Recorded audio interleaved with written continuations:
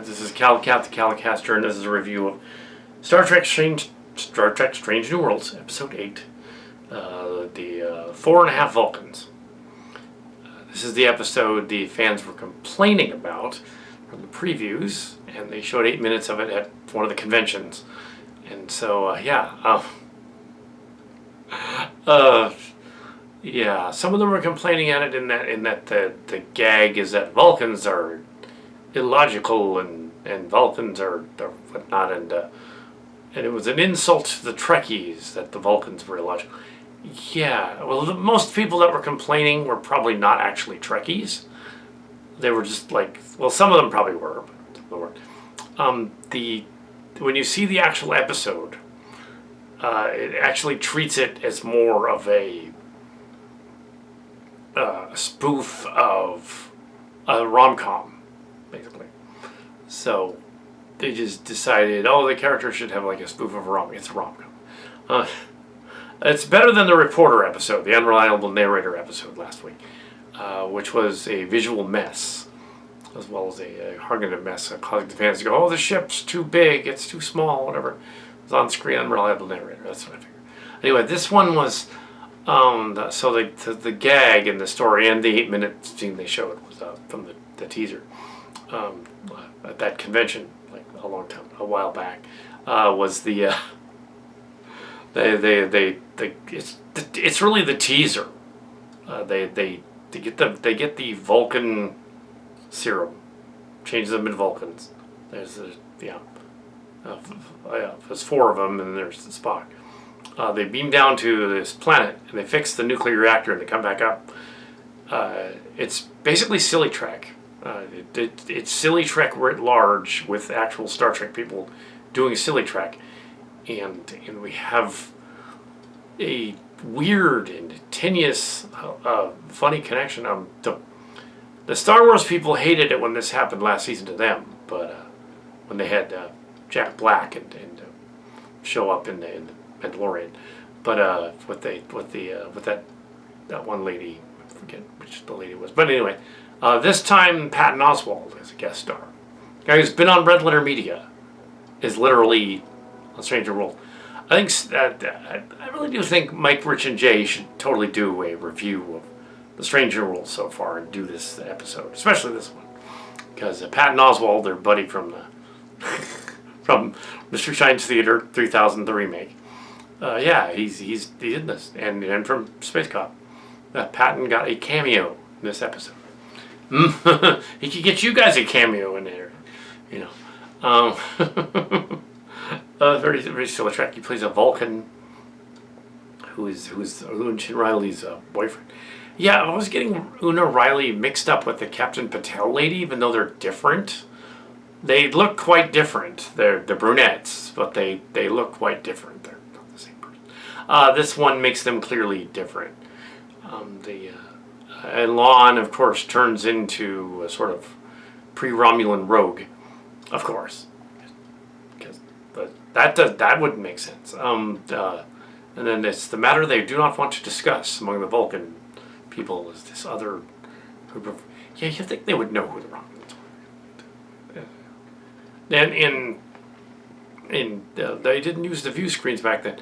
Well, I can tell you about the TOS Romulan idea from the original series. They're just playing it here, but the story. But in the original Star Trek, you have to figure it was the 1960s, and there was only a limited amount of makeup that looked realistic in the 60s. It was like 66 to 69. And they couldn't do a lot of appliances. That wasn't until Next Generation that they could do full-on appliances. They could do some of that, but it would take too long. It wasn't until Next Generation and that beginning of that series that they had the ability to make people look more different. Wes Moore and William Ortiz and those guys, and Michael Westmore and all that stuff. Really Torme, the producer, production writer.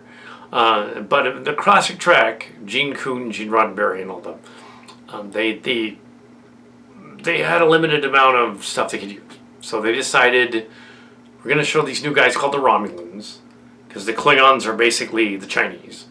That's what they originally were. There was So Cold War. So the Romulans were going to be more like Russians. Now they changed that later on. They made the Klingons more like Russians and then Vikings. That was Next Generation. They made them more Russian-like. But no, they Chinese. Who else would they be? Think about which group they were representing. Sort of representing, you see.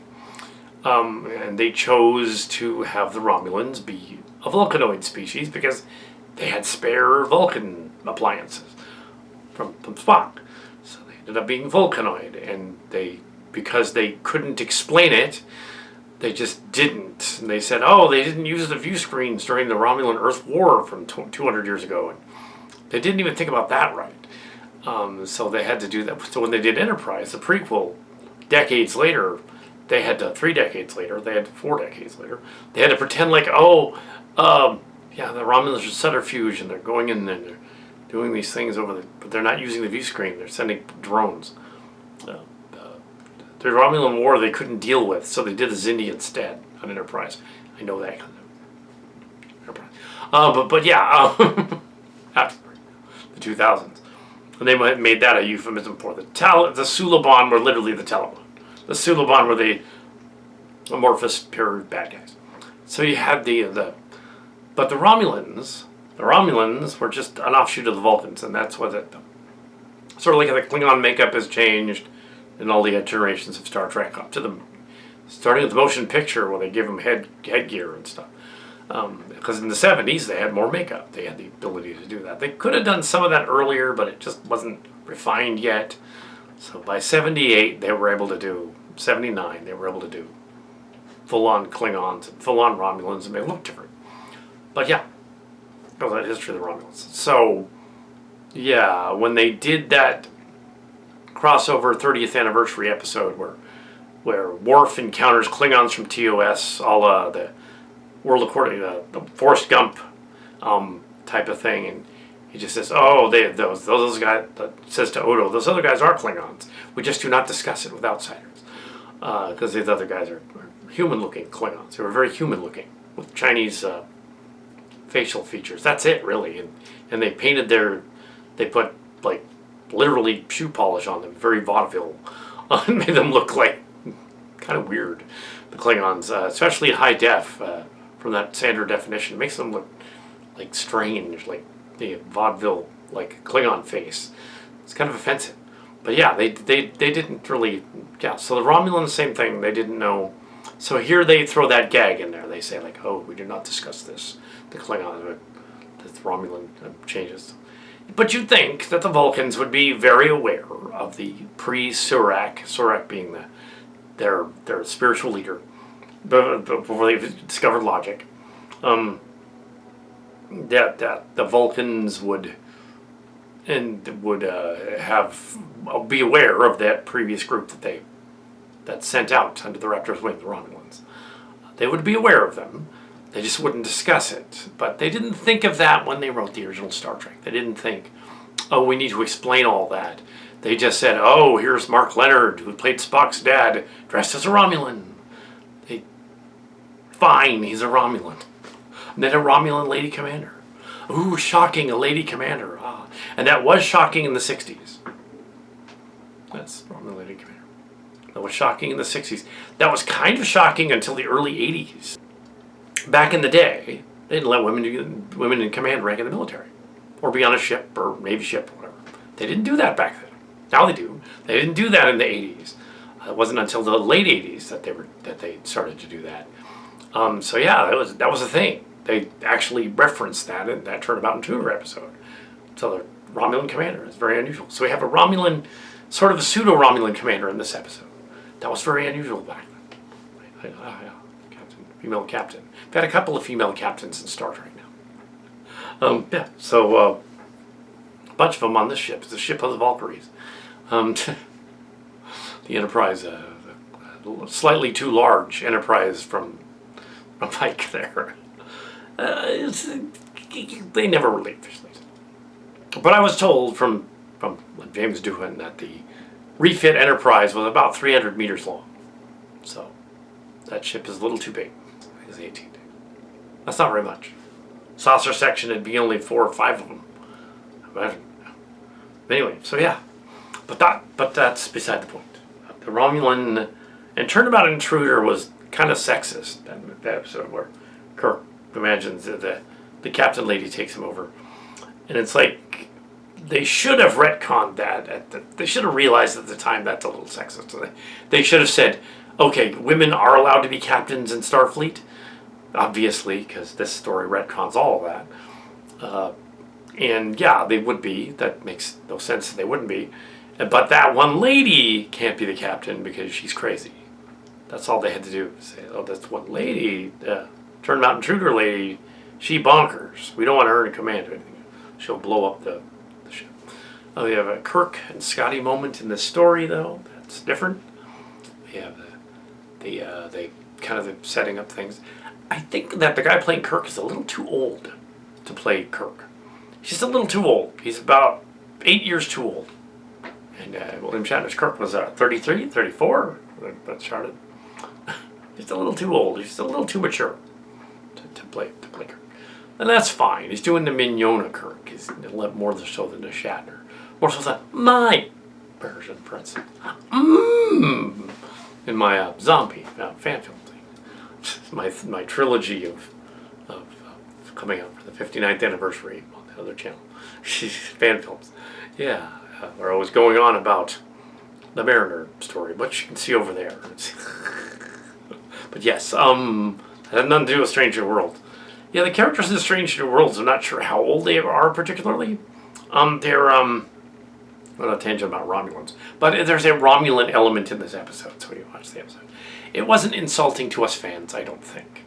As a half Vulcan and half Klingon and human, yes. Vulcan Klingon, yeah. Yes, and that would mean that my late father was a Vulcan and my late mother was a Klingon. An interesting pairing. Klingon. Definitely a Klingon. And he was definitely logical. But yes, she was a Klingon. Emotional Klingon. But yes. Battle. It was so yeah, that's funny. Psst. Werewolves and vampires. No, silly. I once said that a vampire and a werewolf. She's the werewolf. No, she was never a furry. I don't think so. But her mother kind of was. She had a Grandma Doris, anyway, was in a fursuit at one point. Cat suit. I don't know what that was about, but she had a picture of it.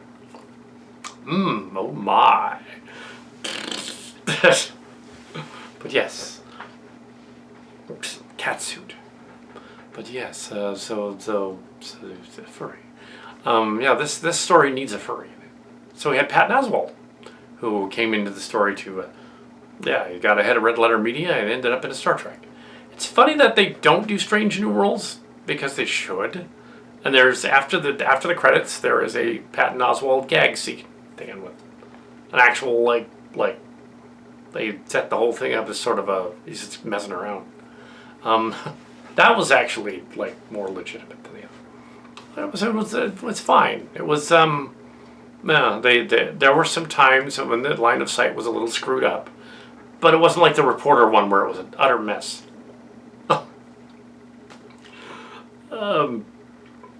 Uhura as a Vulcan tries to brainwash she does brainwash her boyfriend, which is funny. They didn't fix him afterward. There's some parallels to some of my fan films in here, but I think I was probably writing mine. I wrote mine before this season was on the rise, so I make my fan films like within 7 or 8 days for each film. So it's a coincidence that they couldn't have known. They wrote this like years ago, and I wouldn't have seen it until it came out. So I know. But yeah, it's clearly a silly Trek element. Having Lucien Riley dating a Patton Oswalt is funny.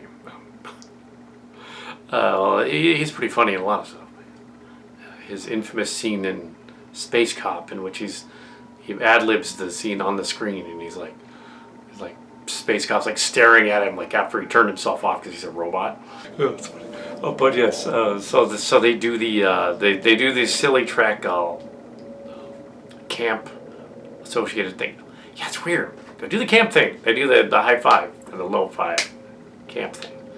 They do that. They're watching silly track. They're watching our stuff. Absolutely. And you guys up there in Canada, if you want to pay for the plane fare and all that stuff and the story and lodging, I will be on Strange New Worlds. If you guys want to pay for that, Star Trek, I'll do it. I will appear in the next season. That'd be funny. No, you're not going to do that. You're just going to steal our stuff and say that. Inevitably, next season there will be an episode where they discover they have to figure out that those those Gorn in that group of Gorn they've been encountering, they were actually infected with the Regulon bloodworms, and that's what made them have that weird life cycle, baby cycle thing. All they had to do was cure that using the Psyllian powers or whatnot, or Dr. McCoy who show up. They want to do that. I think they should, because that version of the Gorn doesn't make sense. They can't have that power. That's stupid. But if it was a silly track, it's fine. Yes. The people playing the Vulcans. Yeah. I guess some of the fans and some of the disjointed ones were upset over the premise that they were spoofing Star Trek fans who are logical and socially awkward. But I think they did it lovingly, though. I don't think they really screwed that up this time. Not like that reporter one. who they redeem in this one somewhat by having him say like, "Oh, he's really not mean like that," like he was in that last episode. And then Lon's got to be mean in this one. Yeah, I think they did all right. I think it was an all right episode. Yeah, they have to figure out how to change them back. It's basically a silly Trek episode. They have to change them back, and they're acting goofy on the ship, and Lon wants to take over the ship, and Scotty and Kirk is visiting. He's got to help them do that. They spend a lot of time in their retconned 10 forward bar that doesn't exist on the classic Enterprise. They're thinking of Next Generation. So if they want to do Star Trek Legacy, I'm all ears. Over here in California, they want to do that here. I'm available. Yeah, you gotta pay for the fare and everything though. They pay for everything. I don't have anything. But yeah. But yeah, I gotta pay on my way to be in that. Yeah, you're not gonna do that, right? But Patton Oswalt, next thing you know, that red letter media will show up there. At this rate, I'll show up before they do. Nah, maybe. But in a couple of days, Mark's Cards and I will go on to Disneyland. So we will actually be at another studio that has a lot of hack frauds. We will be at the studio Red Letter Media makes the fun of the most. We will be Star Wars people. We will see what the Star Wars thing is. And even though we don't have a lot of subscribers, like and subscribe to the channel, we've been around so long that we're influencers at the conventions. Show up. Gal Cat over there. Wow. Is that Mark's Cards? Wow. He showed up once or twice, yeah. It's Mark's Cards. Yeah. He showed up too. So yeah, we have production wrapped on all our fan films for this month at least. And the sets are all put away. And yeah, we're gonna put them up. And we're gonna put this up too. And yeah, I did not mind the episode. I thought that actually, it wasn't really making fun of awkward people. The whole thing, the crew is populated by awkward people. And now I do get why Mike Stoloska doesn't want to watch Strange New Worlds. He said so much in his interviews and stuff, and about Discovery and Strange New Worlds. And the other ones, he said oh, it's because they act like they're frat boys on the Academy, and they wouldn't do that on a Navy ship. I didn't like that. They're already this show is already Starfleet Academy. What are they going to do with this other one? That's already Kirk's Starfleet Academy, Pike's Starfleet Academy. They don't act like Navy people or scientists. They act like goofballs. So yeah, having them become scientists in this episode and become logical and become space nerds is not insulting to me. I kind of find it funny. I kind of liked it. So yeah, line of sight. But yes, it doesn't. So I didn't mind it. I really didn't. Yeah, I like that other episode, which was so bad I almost stopped watching it. The journalism episode, and not because of any sort of some comments like, "Oh, you just don't like journalism and stuff." Or, I was like, "No, I like journalism when it's not being like not that way." When we have clearly the journalism episode, they were thinking, let's do it like a tabloid. Let's do it like a sensational journalist, like a Fox News kind of thing, instead of doing like a CNN kind of thing where it'd be a little more centrist. Yeah, you kind of want your news to be news and not to be editorial. Most news nowadays is completely editorial. Almost all of it. Anybody blogging on there saying they have found out some facts, they usually haven't. They haven't found out facts. They found out opinions, established opinions. It's not facts. And also, literary theory, which is also like that, established opinion, is different from scientific theory. Although journalism is a science, it's an applied science.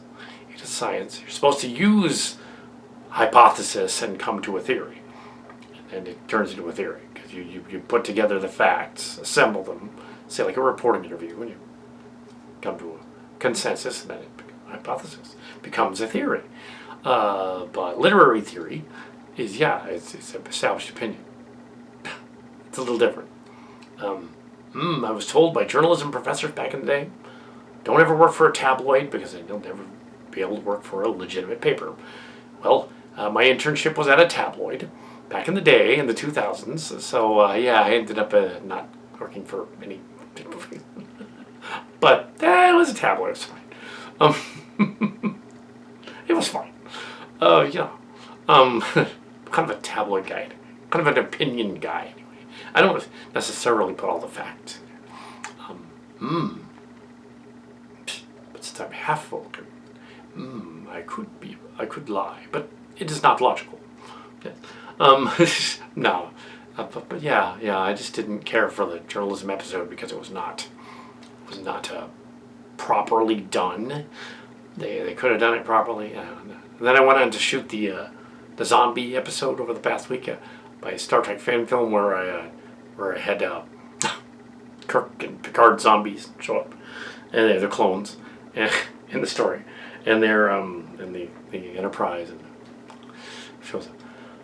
And I was like, I'm gonna shoot it like it's a documentary, but I'm gonna do it right. So the whole thing is like a documentary. Declassified zombie mission.